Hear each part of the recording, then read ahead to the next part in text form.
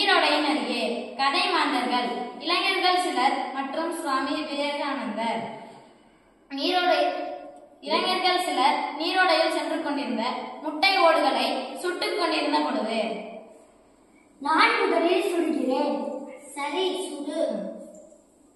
பார்ப்பதற்கு இந்த முட்டை ஓடுகளை சுடுவது சுலபமான செயல் போல தெரியும்.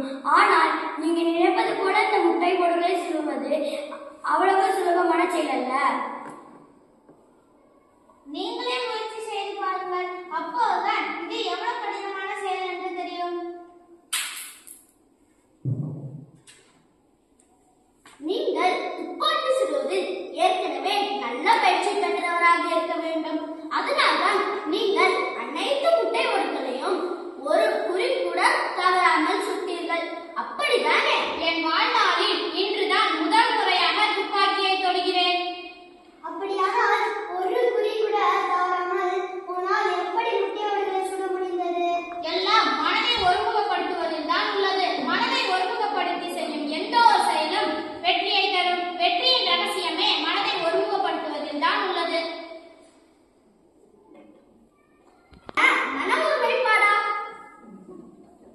உயர்ந்த மனிதனையும் தாழ்ந்த மனிதனையும் ஒப்பிட்டுப் பார். இருவருக்கும் உள்ள வேறுபாடு தங்கள் மனதை ஒருமுகப்படுத்துவதில் தான் உள்ளது. ஏனென்றால் இந்த வழிதான் அறிவை பெறுவதற்குரிய ஒரே வழி.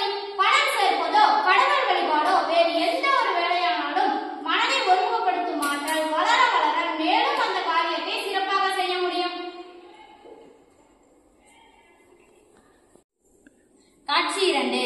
இடம் பொது இடம். கதை மாந்தர்கள் நரேனின் நண்பர்கள் மற்றும் நரேனின் மாமா. பொது இடத்தில் தனது நண்பர்களுடன் பேசிக் கொண்டிருந்த போது, ஹே நரேன், நீ எங்கே போயிருந்தாய்? உன்னை பார்க்க உன் வீட்டிற்கு சென்றிருந்தேன். அங்கு உன்னை காணவில்லையே. வானன்பா, நான் அதிகாலையிலேயே வெளியே சென்று விட்டேனே. உன் அம்மா கூறினார் நீ படி தினமும் வெளியே செல்வதும் மாலையில் அழுத்துக் கொண்டு வீடு வருவதுமாக இருக்கிறாயமே. ஆமாம் நண்பா, நான் ஒரு பெரிய கேள்விக்கு விடை தேடிக் கொண்டிருக்கிறேன். அந்த கேள்விக்கான சரியான பதிலை இதுவரை யாராலும் அளிக்க முடியவில்லை. எப்படிப்பட்ட கேள்வி அது? என் கேள்வி என் வாழ்க்கையின் முடிவையே தீர்மானிக்கப் போகும் கேள்வி. என்ன, உன் வாழ்க்கையை மாற்றக்கூடிய கேள்வி? அது என்ன கேள்வி? என் கேள்வி அந்த இறைவனை பற்றிய அனைத்து வேதங்களையும் நூல்களையும் படித்து விட்டேன். அனைத்து நூல்களையும் கடவுள் உண்டு என ஆணித்தனமாக கூறுகின்றனர்.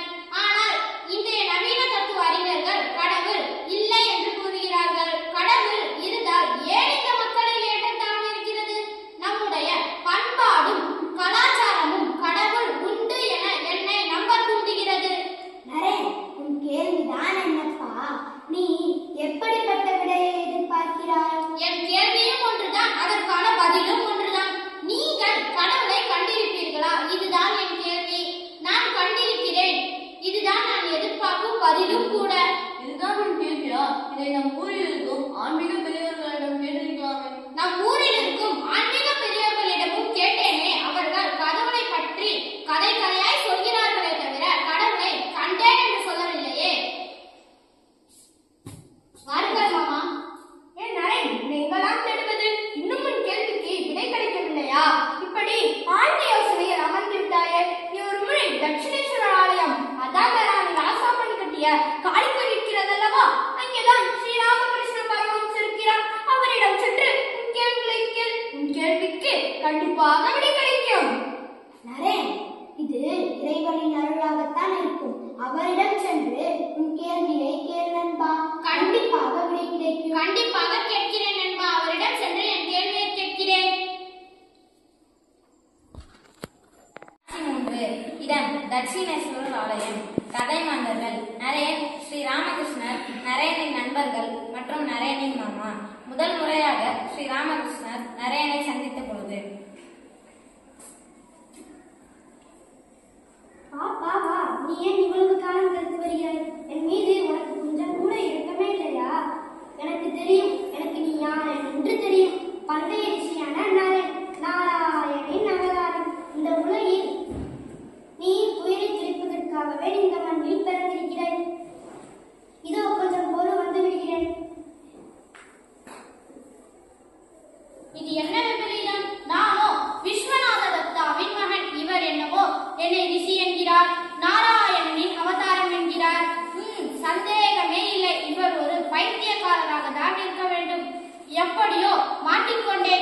அவரிடமிருந்து தப்பித்தால் சரி. பார்ப்போம் இன்னும் என்னதான் நடக்கிறது என்று. பார்ப்போம். இந்த இனிப்பு சாப்பிடு. வேண்டாம், அதை என் கையில் கொடுங்கள். வெளியே என் நண்பர்கள் இருக்கிறார்கள், அவர்களுடன் சேர்ந்து சாப்பிடுகிறேன். இல்லையப்பா, அவர்களுக்கு நான் தனியாக வைத்திருக்கேன். அவர்கள் அப்புறம் சாப்பிடுவார்கள். நீ இப்பொழுது சாப்பிடு. இந்த சாப்பிடு.